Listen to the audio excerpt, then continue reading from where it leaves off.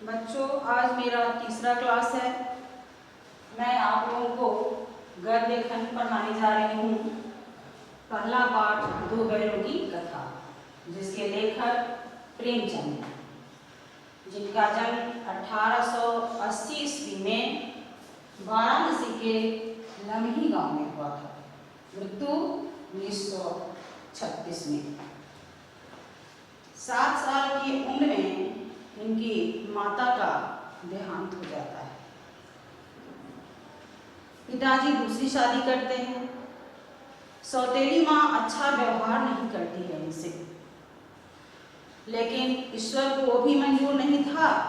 17 साल की अवस्था में इनके पिता का भी देहांत हो जाता है। इस तरीके से घर की सारी जिम्मेदारियां इनके कंधे पर आ जाता है और ये अपने कर्तव्य पालन में लग जाते हैं। 10वीं पास करके ही इन्हें नौकरी करनी पड़ती है और ये प्राइमरी शिक्षक के पद पर नियुक्त हो जाते हैं। लेकिन नौकरी करते हुए भी ये अपनी पढ़ाई जारी रखते हैं और बीए पास करते हैं। बीए पास करने के बाद स्कूल सब इंस्पेक्टर की नौकरी, उसके पद पर ये आसीन हो जाते हैं और इस तरीके से परिवार को लेकर चलते हैं। बचपन का नाम इनका धनपत राय था। ये उर्दू में लिखते थे नवाब राय के नाम से, लेकिन हिंदी में इन्होंने प्रेमचंद के नाम से लिखना शुरू किया। उस समय 1920 ईस्वी की बात है। गांधी जी का असहयोग आंदोलन देश में चल रहा था। ये उसमें कूद पड़े। परिणाम स्वरूप इन्हें नौकरी छोड़नी पड़ी। उस समय देश की स्थिति ऐसी थी कि सामान्य जनता बोलचाल की भाषा में जो उर्दू, फारसी या अंग्रेजी थी उसको समझ नहीं पाते थे। इनका ध्यान इस तरफ गया। इन्होंने हिंदी में अपना विचार लोगों तक पहुंचाया। कहा जाता है किसी भी देश को अगर गुलाम करना है, गुलाम बनाना है, तो वहाँ की भाषा सबसे पहले मिटा दी जाए। अंग्रेजों ने भी ऐसा किया। बोलचाल की भाषा हिंदी बनाने का प्रयत्न इन्होंने किया, लेकिन आज की तरह उस समय खुले तौर से हम विचारों का आदान प्रदान नहीं कर सकते थे। हम सभा गोष्ठी नहीं कर सकते थे। इसको ध्यान में रखते हुए प्रेमचंद ने अपना छापाखाना खोला और हंस नामक पत्रिका का संपादन किया। उसमें ऐसे विचार डाले जिससे जनसाधारण जिसको पढ़कर स्वतंत्रता की ओर अग्रसर हो। उस समय देश में जो पढ़े लिखे लोग थे वो अच्छे अच्छे पोस्ट पर नियुक्त कर दिए गए थे और साधारण जनता काफ़ी परेशानी महसूस कर रही थी। इस तरीके से इन्होंने साहित्यिक क्षेत्र में योगदान दिया।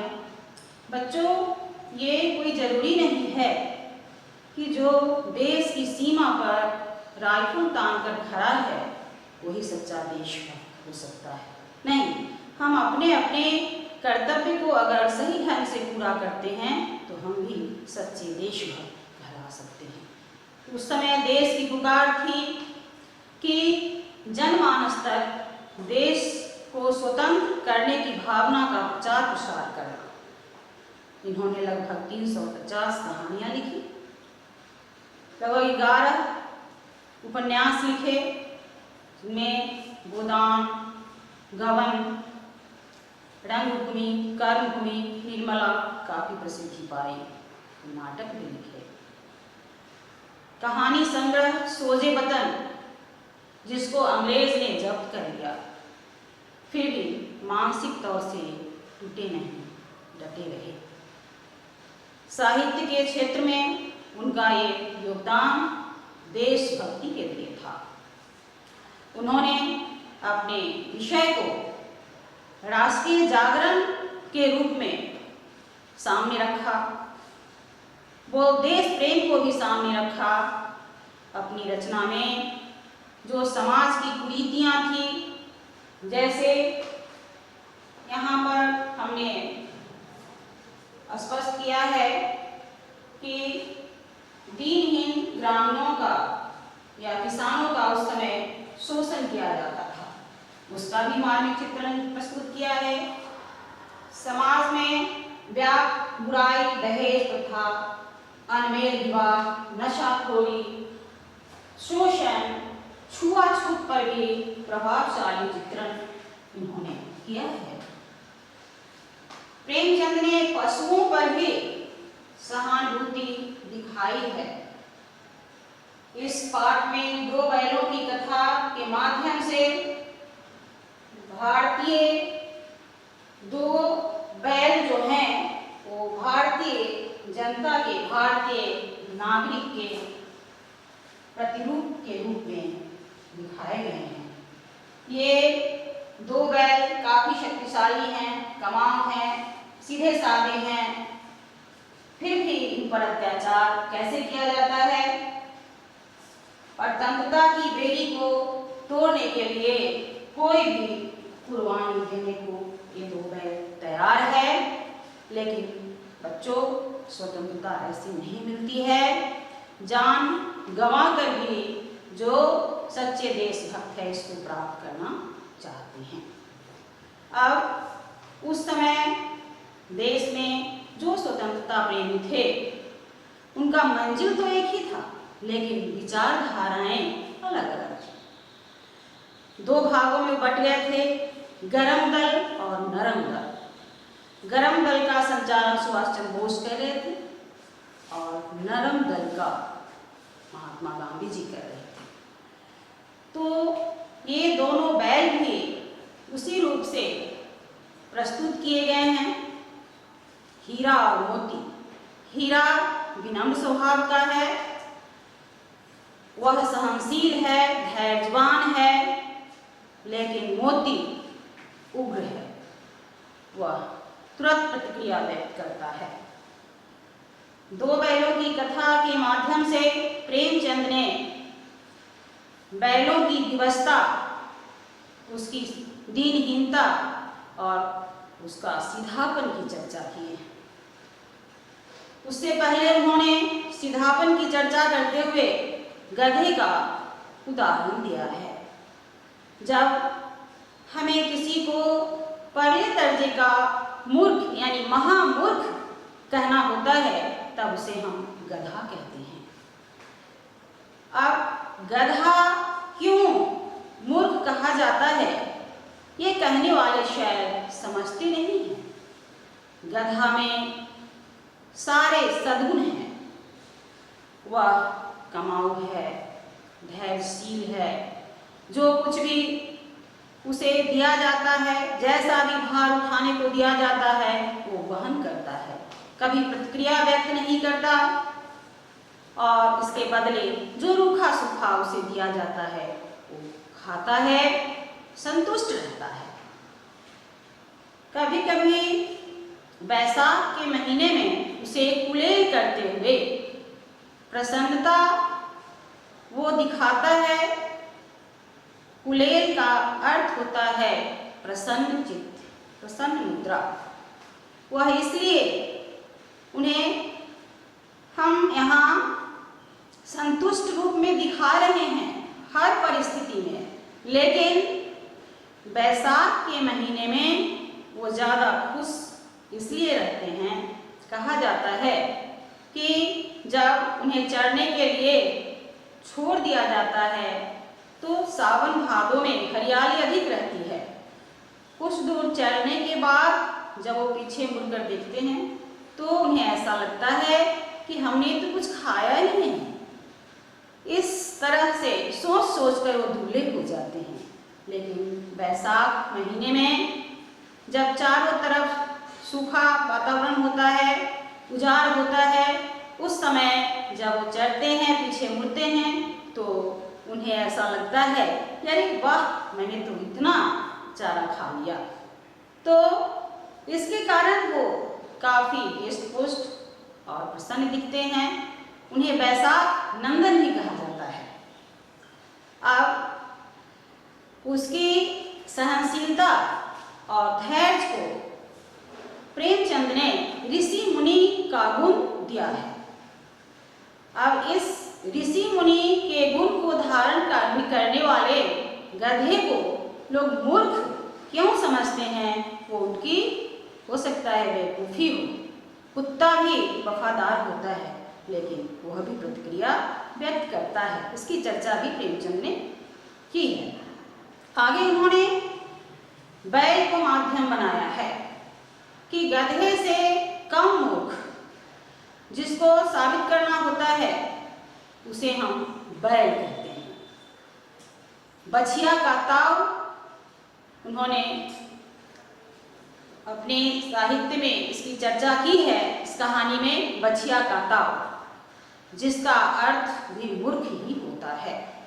लेकिन उन्होंने आगे यह भी कहा है कि बैल प्रतिक्रिया व्यक्त करता है।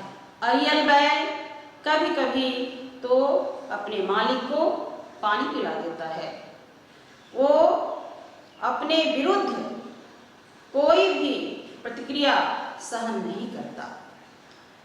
अब भारतीयों को लेकर उन्होंने उदाहरण दिया है कि शायद सीधेपन के कारण ही अफ्रीका और अमेरिका में उन्हें घुसने नहीं दिया जाता। उस समय ऐसे लोगों के लिए, ऐसे सीधे साधे लोगों के लिए शायद कहा जाता था कि ये अपने जीवन स्तर को निम्न तरीके से जीते हैं, क्योंकि ये शराब नहीं पीते, ये दंगे फसाद नहीं करते, 2 पैसा वक्त बेवक्त के लिए बचा कर रखते हैं। यही इनके जीवन स्तर को शायद निम्न करता हो, ऐसा विचार उन लोगों का था। लेकिन ऐसी बात नहीं है। भारतीय सभ्यता और संस्कृति की पहचान पूरे विश्व में है। ऐसा 2 बैलों की कथा से प्रतीत होता है कि 2 बैल जो कमाऊ हैं, उन्हें भी आज़ादी कभी उस रूप में गंवानी पड़ती है जब वो दूसरे मालिक के साथ जाते हैं। यहाँ झूरी के 2 बैल हैं, हीरा और मोती। अब वो अपने मालिक के घर काफ़ी प्रसन्न रहते हैं, उसे जो काम दिया जाता है करते हैं। दिन भर काम काज के बाद जो चारा पानी उन्हें दिया जाता है वो प्रसन्नता से ग्रहण करते हैं। और दोनों बैल काफ़ी भाईचारे के साथ रहते हैं। दोनों अच्छे मित्र हैं, दोनों अच्छे दोस्त हैं। एक दूसरे की परेशानी को पता नहीं वो मुख भाषा में कैसे विचार विनिमय करके समझ जाते हैं, जो वह विचार विनिमय करना मानव आज तक नहीं समझ पाया। कुछ फुर्सत में मित्रों के साथ वो हंसी मजाक भी कर लेते, मुख भाषा में धौल धप्पे भी करते। कहा जाता है कि इसके बिना मित्रता अधूरी है। जब उन्हें काम दिया जाता दोनों की कोशिश यह रहती कि मैं अधिक काम करूं या मेरा दोस्त, दोनों ही अधिक काम करने की चाहत में एक दूसरे की भार को हल्का करने की कोशिश करते। जब उन्हें चारा पानी दिया जाता तो एक साथ नाद में मुंह डालते और उठाते। इससे यह प्रतीत होता कि दोनों में अच्छी खासी दोस्ती थी और दोनों ही अपने रास्ते पर सफल तरीके से बढ़ते जा रहे थे। अब एक दिन दुर्भाग्य से ऐसा होता है कि वो झूरी का जो साला है गया, वो बैलों को लेने के लिए वहाँ पहुँचता है।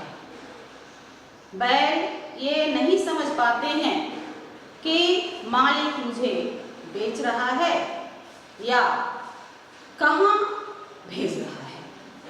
वो रास्ते में काफ़ी भारी मन से जाते तो हैं गया के साथ, लेकिन काफ़ी दिक्कत महसूस करते हुए वो अपने बुझे हुए कदमों से बढ़ते जा रहे हैं। बीच बीच में मोती काफ़ी उग्र हो जाता है और प्रतिक्रिया व्यक्त करता है। वह कभी कभी चलते चलते रुक जाता है। जब गया उसे पीटता है तो बिल्कुल अरियल की तरह आगे बढ़ने से इनकार कर देता है। लेकिन हीरा समझदार है, किसी तरीके से दोनों वहाँ पहुँचते हैं गया के घर। वहाँ वो बांध दिए जाते हैं, लेकिन दोनों के हृदय में एक प्रतिशोध की भावना जल रही है। दोनों ही वहाँ रहना पसंद नहीं कर रहे हैं। फिर इशारों ही में दोनों ने विचार विनिमय किया और दोनों ने ठान ली कि आज तो हमें यहाँ से भाग ही जाना है। और वहाँ से दोनों जो रस्सी तोड़कर निकल गए। आगे दौड़ते हुए उन्होंने ये देखा कि ये वह रास्ता नहीं है जिस रास्ते से वो आए थे। वो रास्ते भटक गए। फिर भी अपने मालिक के घर पहुंच जाते हैं दोनों बैल। और जब झूरी देखता है काफ़ी प्रसन्न होता है। गांव में एक समाचार की तरह यह खबर फैल जाती है कि हीरा और मोती वापस आ गया है। गांव के सभी लोग स्वागत करने के लिए झूरी के दरवाजे पर आते हैं। क्या बच्चा क्या बूढ़ा, सबों ने जमकर स्वागत किया। कोई अपने घर से रोटी ला रहा है, कोई चोकर ला रहा है, कोई अभिनंदन पत्र बांटने के लिए कह रहा है। किसी ने यहाँ तक कहा कि ये दो बैल नहीं, ये किसी जन्म के आदमी हैं। फिर उसी रूप में सब कुछ स्वीकार्य हो जाता है, लेकिन झूरी की पत्नी थोड़ा खिन्न हो जाती है, क्योंकि वह उसके मायके से जो भाग आया है, दोनों बैल जो उसके मायके से भाग कर चले आए हैं, वह झूरी को भला बुरा सुनाती है। कहती है कि आपका बैल कामचोर है, निकम्मा है, तभी तो भाग आया है। झूरी भी प्रतिक्रिया व्यक्त करते हुए कहता है कि तुम्हारे भाई ने चारा पानी नहीं दिया होगा, इसलिए यह भाग कर आ गया है। फिर दोनों में बहस होती है और उस दिन से जो खली चोकर उसको दिया जाता था पहले की तरह, अब घर की मालकिन झूरी की पत्नी अब वो उसे नहीं देती है। फिर भी वो मज़े में है। उसको यह लग रहा है कि मेरा मालिक मेरे समर्थन में है। लेकिन दुर्भाग्यवश फिर गया दूसरे दिन उसे लेने आता है और गया ने मन बना लिया है कि इस बार हम इसको गाड़ी में जोत कर दोनों बैलों को अपने घर लाएंगे ताकि वह मुझे तंग नहीं करेगा। लेकिन बच्चों, इन दोनों ने भी ठान ली किसी तरीके से मुझे आज इसकी जान लेनी है। शायद हीरा ने इसका विरोध किया, अपनी भाषा में समझाया कि नहीं, हमारे प्रकृति के खिलाफ है, ऐसा हम नहीं कर सकते हैं। कई एक बार मोती ने गाड़ी को गड्ढा में गिराना चाहा, लेकिन पूरा संभाल लिया और किसी तरीके से वह गया गाड़ी लेकर ये दरवाजे पर पहुंचा। उसके मन में प्रतिशोध की भावना जल रही थी। कल होके वह फिर खेत में काम करने के लिए ले जाता है और उसे कड़ी मेहनत करनी होती है। आज भी उन दोनों ने ऐसा शायद प्रतिज्ञा कर ली है कि मुझे एक कदम नहीं चलना है, एक कदम नहीं बढ़ना है। और मोती थोड़ा इस विषय पर सोचता है। हीरा काम में लगा हुआ है। किसी तरीके से हीरा इस बात को संभालना चाहता है, लेकिन मोती अड़ जाता है। जब मोती अड़ता है, गया उसकी नाक पर डंडे से प्रहार करता है। इस प्रक्रिया से, इस तरीके के बर्ताव से मोती खिन्न होता है और जुआ, जोत, हल जो भी खेत में सामान लेकर वो गए थे, वो खेत छोड़कर दोनों ही भाग जाते हैं, बाहर निकल जाते हैं।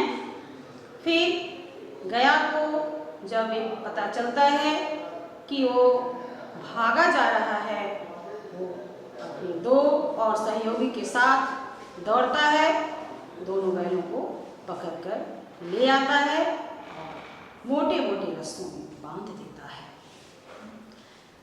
उसी रात जब सारे लोग सो जाते हैं, तो उस घर की एक छोटी लड़की निकलती है और उसे 2 रोटी खिलाती है। उस 2 रोटी से उसकी भूख क्या शांत होती, लेकिन हाँ, आत्मसंतुष्टि होती है और वह काफ़ी खुश हो जाता है कि इस घर में भी सज्जन का वास है। वह छोटी लड़की उसके बड़े भाई भैरव की बेटी थी, जिसकी माँ मर चुकी थी। सौतेली माँ अच्छा व्यवहार नहीं करती थी। वह इस कष्ट को समझ रही थी कि इन बैलों को भी यही कष्ट है। इस तरीके से दिन गुजरता गया। प्रतिदिन खेत में काम दोनों बैल करते, जो सूखा चारा पानी दिया जाता वो खाते और रात की रात 2 रोटियां उन्हें उस बच्ची के द्वारा मिल जाती। फिर प्रतिक्रिया व्यक्त करते हुए मोती ने कहा कि ये सब मुझे पसंद नहीं है। मेरा जी करता है कि इस परिवार के सदस्य को, किसी न किसी को मैं मार डालूं। लेकिन हीरा समझाता है कि नहीं, अगर तुम घर के मालिक को मारते हो तो ये लड़की अनाथ हो जाएगी। तो फिर वो कहता है कि घर की मालकिन को मार डालूं। फिर भी वो समझाता है, नहीं, स्त्रियों पर वार नहीं करते, स्त्रियों पर हाथ उठाना वर्जित है। वो लड़की के पूरे व्यवहार से हीरा इतना प्रभावित था कि उन्हें थोड़ा थोड़ा वहाँ पर अच्छा भी लग रहा था। सिर्फ लड़की के विषय में सोचकर वह खुश हो जाता और इस तरीके से समय बीतता गया। एक दिन वह लड़की आकर उन बैलों से कहती है कि तुम लोग अब यहाँ से भाग जाओ, नहीं तो यहाँ घर में ऐसी योजना बनाई जा रही है कि तुम दोनों के नाक में रस्सी डाल दी जाएंगे, जो काफ़ी कष्टप्रद है। लेकिन हीरा और मोती यह सोचकर विचलित हो जाता है कि यह लड़की अगर मेरे रस्से को खोलती है और पता चले तो बाद में लोग इस लड़की को बख्शेंगे नहीं, काफ़ी यातना देंगे। इससे वह विचलित हो जाता है। लेकिन वो लड़की उस रस्सी को खोल देती है। खोलने के बाद ये दोनों कुछ क्षण के लिए वहीं खड़े रहते हैं। फिर लड़की खुद से हल्ला करती है कि दोनों बैल भागे जा रहे हैं और दोनों बैल भागते हैं। भागते भागते काफ़ी दूर चले जाते हैं। बच्चों, आज की कहानी में यहीं पर समाप्त करती हूँ। इसका और भाग दूसरे क्लास में।